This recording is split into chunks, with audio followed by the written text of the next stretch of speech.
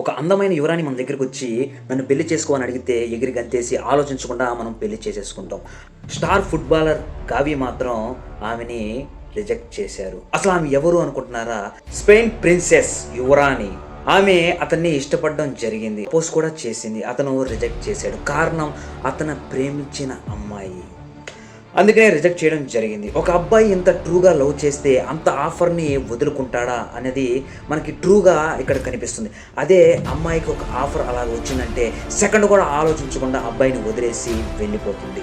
దీన్ని మీరు నమ్మినా నమ్మకపోయినా ఇప్పుడు జరుగుతున్న ప్రజెంట్ సిచ్యువేషన్లో ఇది నమ్మి తీరాల్సిందే.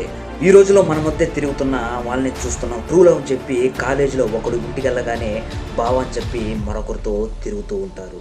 కానీ బయటికి మాత్రం ట్రూగా లవ్ చేస్తున్నా అని చెప్పి మాయమాటలు చెప్తూ ఉంటారు, సమాజాన్ని నమ్మిస్తూ ఉంటారు. అలాంటి అమ్మాయిలు ఎవరో మీ మధ్య ఉంటారు. అలాంటి వాళ్ళకి ఈ వీడియోని